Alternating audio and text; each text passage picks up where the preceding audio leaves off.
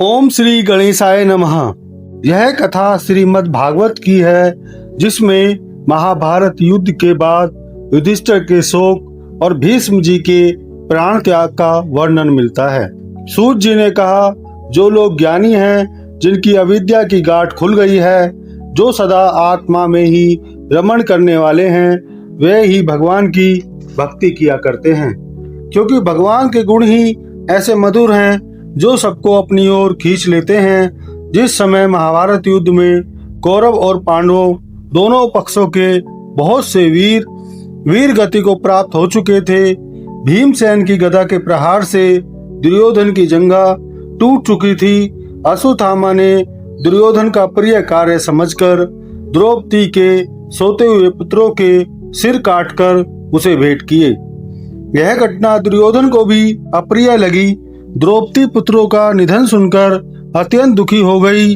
अर्जुन ने उसे सांत्वना देते हुए कहा, मैं तुम्हारे आंसू तब पोंछूंगा जब अश्वत्थामा का सिर लाकर तुम्हें भेंट करूंगा, और पुत्रों की अंत्येष्टि क्रिया के बाद तुम उस पर पैर रखकर स्नान करोगी, और भगवान श्री कृष्ण को साथ लेकर रथ पर सवार हो अश्वत्थामा का पीछा करने चल दिया। अश्वत्थामा का मन उद्विग्न हो गया था। अर्जुन को अपने मारने के उद्देश्य से आता देखकर वह अपने प्राणों की रक्षा के लिए भागने लगा। जब उसने देखा रथ के घोड़े थक गए हैं, तब उसने अपने को बचाने का साधन एकमात्र ब्रह्मास्त्र ही समझा, और प्राण संकट देखकर ध्यानस्थ होकर ब्रह्मास्त्र का संधान किया। ब्रह्मास्त्र का तेज सब ओर फैल गया। अर्जुन ने श्री कृष्ण को कहा, भगवान, यह भयंकर तेज सब ओर से मेरी ओर ही आ रहा है। यह क्या है? ये कहां से क्यों आ रहा है?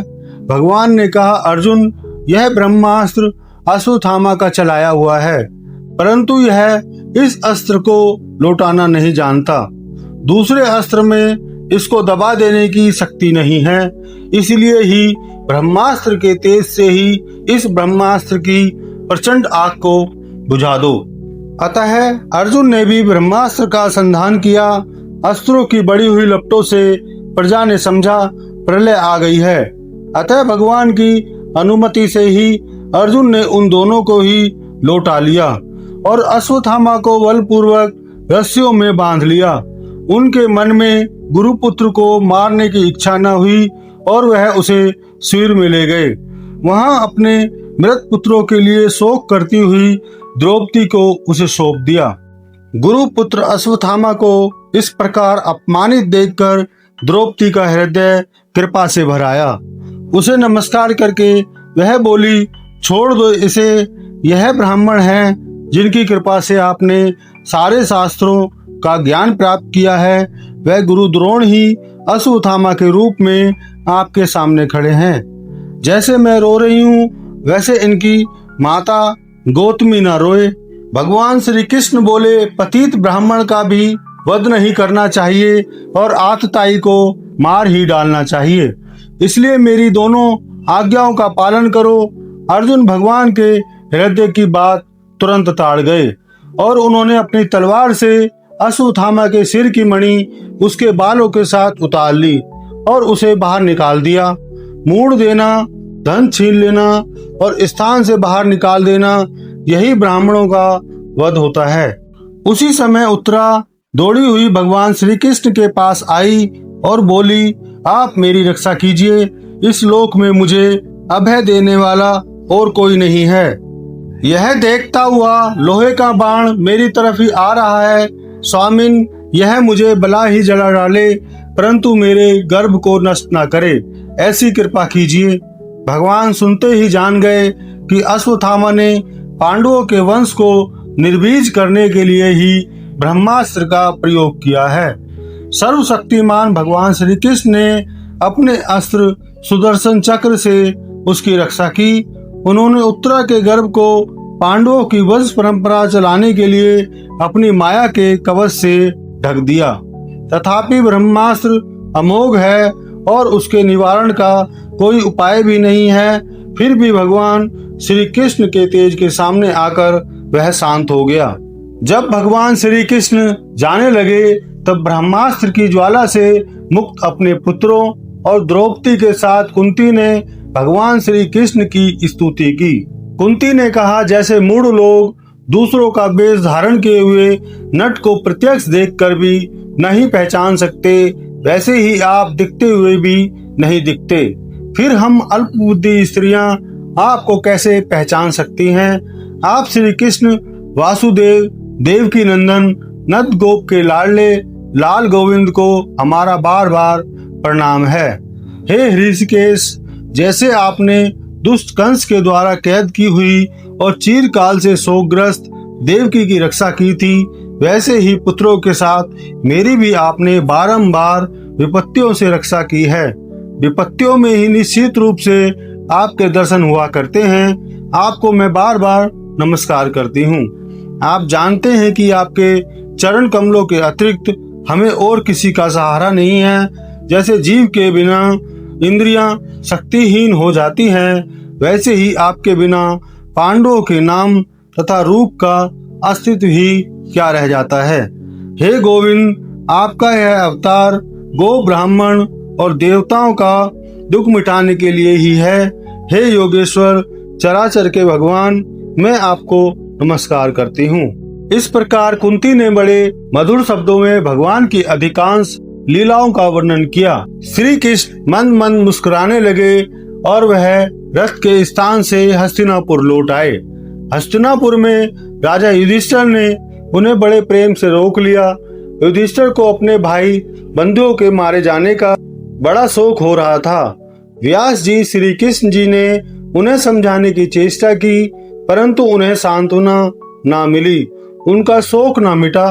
युधिष्ठिर जी बोले, मैंने सियारों कुत्तों के आहार इस अनात्मा शरीर के लिए अनेक अक्षोहिणी सेना का नाश कर डाला। मैंने सभी संबंधियों को गुरुजनों से द्रोह किया है। करोड़ों वर्षों में भी नरक से मेरा छुटकारा नहीं हो सकता।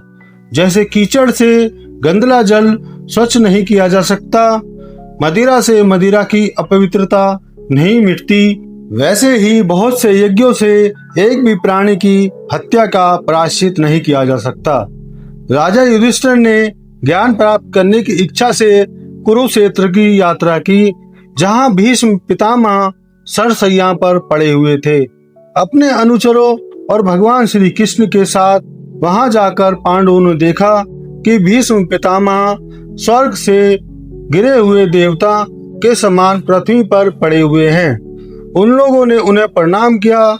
उसी समय भीष्म पितामह को देखने सभी ब्रह्म ऋषि, देव ऋषि और राज ऋषि वहां आए। भीष्म पितामह जी ने सभी का यथा योग्य सत्कार किया और नमस्कार किया। पांडव तो विनय के साथ उनके पास ही बैठ गए।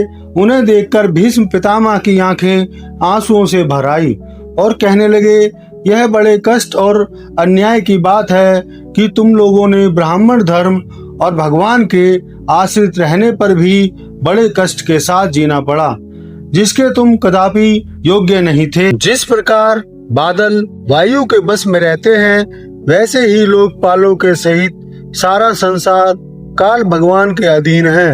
मैं समझता हूँ कि तुम लोगों के जीवन में जो ये अप्रिय घटनाएं घटित हुई हैं, वह सब उन्हीं की लीला हैं। ये काल रूप श्री कृष्ण कब क्या करना चाहते हैं, इस बात को कोई कभी नहीं जानता। बड़े बड़े ज्ञानी भी इसे जानने की इच्छा करके मोहित हो जाते हैं। युधिष्ठिर, संसार की ये सब घटनाएं ईश्वर इच्छा के अधीन है। उसी का अनुसरण करके तुम इस अनाथ प्रजा का पालन करो, क्योंकि अब तुम ही इसके स्वामी हो और इसे पालन करने में समर्थ भी हो। श्री कृष्ण साक्षात भगवान है। ये सबके आदि कारण और परम पुरुष नारायण है। अपनी माया से लोगों को मोहित करते हुए ये यदुवंशियों में छिपकर लीला कर रहे हैं। इनका प्रभाव अत्यंत गूढ़ एवं रहस्यमय है। युधिष्ठिर, इसे भगवान शंकर, देव ऋषि नारद और स्वयं भगवान कपिल ही जानते हैं, जिन्हें तुम अपना मेरा भाई, प्रिय मित्र और सबसे बड़ा हितु मानते हो, तथा जिन्हें तुमने प्रेमवश अपना मंत्री दूत और सारथी तक बनाने में संकोच नहीं किया है, वह स्वयं परमात्मा है। इन सर्वात्मा, समदर्शी, आदित्य, अहंकार रहित और निष्पाप परमात्मा में उन ऊंचे नीचे कार्यों के कारण कभी किसी प्रकार की विषमता नहीं होती। युधिष्ठिर, इस प्रकार सर्वत्र सम होने पर भी देखो तो सही वह अपने अनन्य प्रेमी भक्तों पर कितनी कृपा करते हैं। यही कारण है कि ऐसे समय में जबकि मैं अपने प्राणों का त्याग करने जा रहा हूँ, इस भगवान श्री कृष्ण ने मुझे साक्षात दर्शन दिए हैं। युधिष्ठिर ने उनकी यह बात सुनकर सरसैया पर सोए हुए भीष्म पितामह से बहुत से ऋषियों के सामने ही नाना प्रकार के धर्मों के संबंध में अनोखे रहस्य पूछे। तब तत्ववेत्ता भीष्म पितामह ने इन सब का अलग अलग संक्षेप में और विस्तार से वर्णन किया।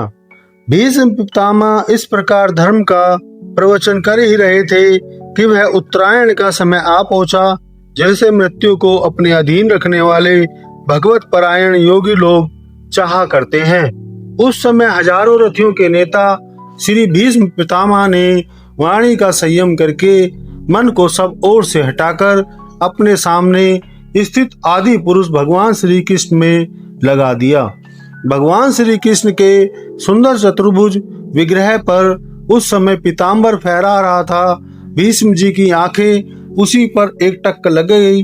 उनको शास्त्रों की चोट से जो पीड़ा हो रही थी, वह तो भगवान के दर्शन मात्र से ही तुरंत दूर हो गई तथा भगवान की विशुद्ध धारणा से उनको जो कुछ अशुभ शेष था वह सभी नष्ट हो गए।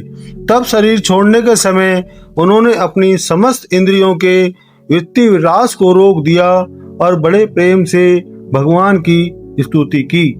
भीष्म जी बोले, जिनका शरीर त्रिभुवन सुंदर एवं श्याम तमाल के समान सांवला है, जिस पर पूर्व रश्मियों के समान श्रेष्ठ पीताम्बर लहराता रहता है और कमल सदृश मुख पर गुंगराली अलकटे लटकती रहती हैं, उन अर्जुन सखा श्री कृष्ण में मेरी निष्कपट प्रीति हो।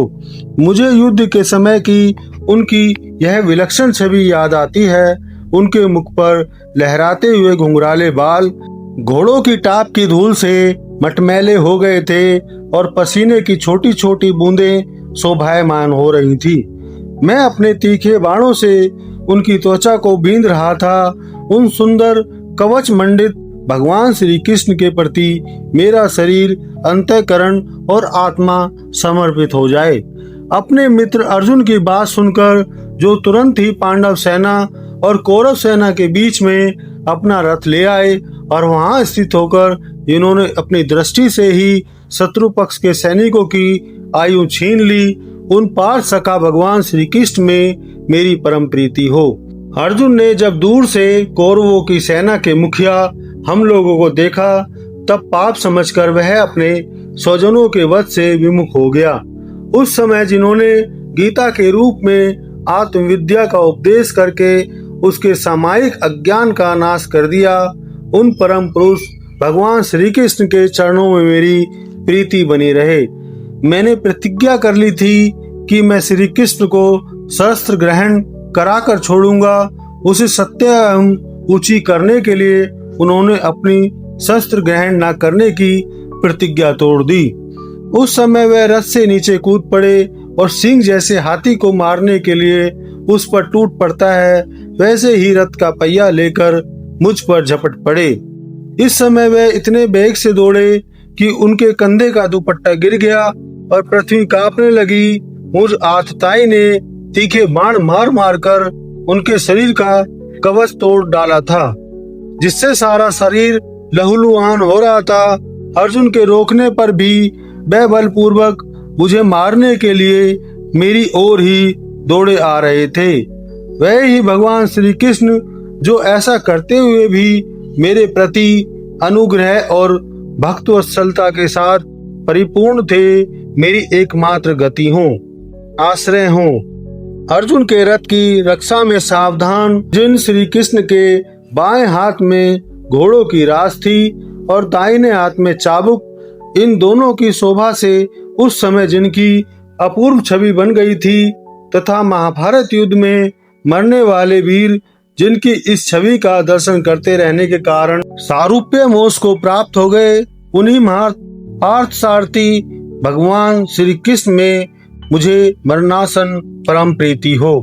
जिनकी लटकीली सुंदर चाल, हाव भाव युक्त चेष्टाएं, मधुर मुस्कान और प्रेम भरी चितवन से अत्यंत सम्मानित गोपियां रासलीला में उनके अंतर्ध्यान हो जाने पर प्रेम मोहमात मतवाली होकर जिनकी लीलाओं का अनुकरण करके तन्मय हो गई थी, उन्हीं भगवान श्री कृष्ण में मेरा परम प्रेम हो। जिस समय युधिष्ठिर का राजसूय यज्ञ हो रहा था, मुनियों और बड़े बड़े राजाओं से भरी हुई सभा में सबसे पहले सबकी ओर से इन्हीं सबके दर्शनीय भगवान श्री कृष्ण की मेरे आंखों के सामने पूजा हुई थी।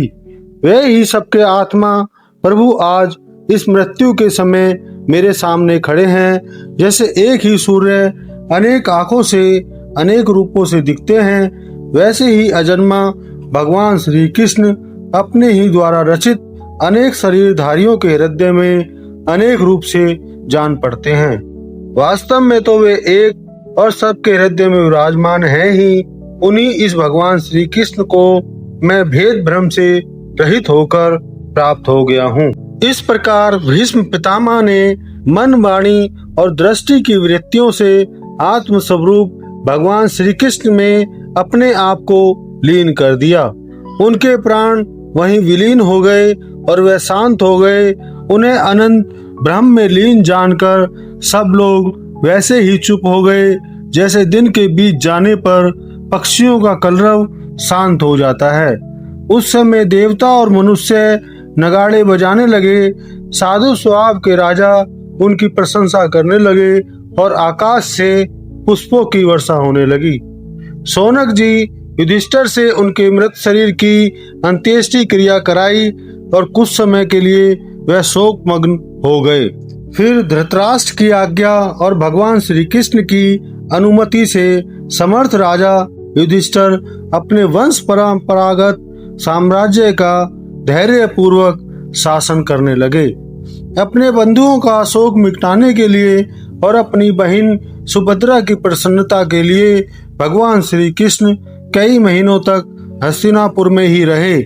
फिर जब उन्होंने राजा युधिष्ठिर से द्वारका जाने की अनुमति मांगी, तब राजा ने उन्हें अपने हृदय से लगाकर स्वीकृति दे दी। भगवान उनको प्रणाम करके रथ पर सवार हुए। भगवान के प्रस्थान के समय मृदंग, शंख, भेरी, वीणा, ढोल, नरसिंगे, धुंधुरी, नगारे, घंटे और दुंदुभियां आदि बाजे बजने लगे। भगवान के दर्शन की लालसा से कुरुवंश की स्त्रियां अटारियों पर चढ़ गई और प्रेम, लज्जा एवं मुस्कान से युक्त चितवन से भगवान को देखती हुई उन पर पुष्पों की वर्षा करने लगी। भगवान श्री कृष्ण ने अपने समृद्ध अनर्थ देश में पहुंचकर वहां के लोगों की विरह वेदना कुछ शांत करते हुए अपना श्रेष्ठ पांचजन्य शंख बजाया। उसे सुनकर सारी प्रजा अपने स्वामी श्री कृष्ण के दर्शन की लालसा से नगर के बाहर निकल आई। भगवान श्री कृष्ण आत्माराम हैं, वे अपने आत्म लाभ से ही सदा सर्वदा पूर्ण काम है। फिर भी जैसे लोग बड़े आदर से भगवान सूर्य को भी दीपदान करते हैं, वैसे ही अनेक प्रकार की भेंटों से प्रजा ने श्री कृष्ण का स्वागत किया। उदार शिरोमणि वसुदेव, अक्रूर, उग्रसेन, अद्भुत पराक्रमी बलराम, प्रद्युम्न, चारुदेशन और जामवंती नंदन सांब ने जब यह सुना कि हमारे प्रियतम भगवान श्री कृष्ण आ रहे हैं, तब उनके मन में इतना आनंद उमड़ा कि उन लोगों ने अपने सभी आवश्यक कार्य, सोना, बैठना और भोजन आदि छोड़ दिए। प्रेम के आवेग से उनका हृदय उछलने लगा और बड़ी आदर बुद्धि से भगवान की आगवानी करने चले। भगवान श्री कृष्ण ने बंधु बांधवों, नागरिकों और सेवकों से उनकी योग्यता के अनुसार अलग अलग मिलकर सबका सम्मान किया। किसी को सिर झुकाकर प्रणाम किया, किसी को वाणी से अभिवादन किया, किसी को हृदय से लगाया, किसी से हाथ मिलाया, किसी की ओर देखकर मुस्कुरा भर दिए और किसी को केवल प्रेम भरी दृष्टि से देख लिया। जिसकी जो इच्छा थी उसे वही वरदान दिया। इस प्रकार चांडाल पर्यंत सबको संतुष्ट करके गुरुजन सपत्नीक ब्राह्मण और वृद्धों का तथा दूसरे लोगों का भी आशीर्वाद ग्रहण करते एवं वंदीजनों से विरुदावली सुनते हुए सबके साथ भगवान श्री कृष्ण ने नगर में प्रवेश किया। भगवान सबसे पहले अपने माता पिता के महल में गए। वहां उन्होंने बड़े आनंद से देवकी आदि सातों माताओं को चरणों पर सिर रखकर प्रणाम किया और माताओं ने उन्हें अपने हृदय से लगाकर गोद में बैठा लिया। अपने प्राणनाथ भगवान श्री कृष्ण को बहुत दिन बाहर रहने के बाद घर आया देखकर रानियों के हृदय में बड़ा आनंद हुआ। उन्हें अपने निकट देखकर वे एकाएक ध्यान छोड़कर उठ खड़ी हुई। उन्होंने केवल आसन को ही नहीं बल्कि उन नियमों को भी त्याग दिया जिन्हें उन्होंने पति के प्रवासी होने पर ग्रहण किया था।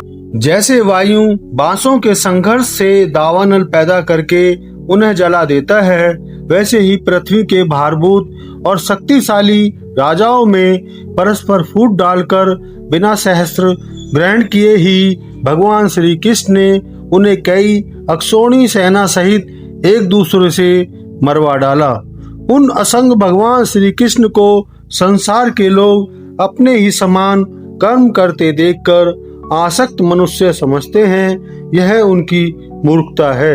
यही तो भगवान की भगवत्ता है कि वे प्रकृति में स्थित होकर भी उसके गुणों से कभी लिप्त नहीं होते। सधन्यवाद। हरिओम तत्सत।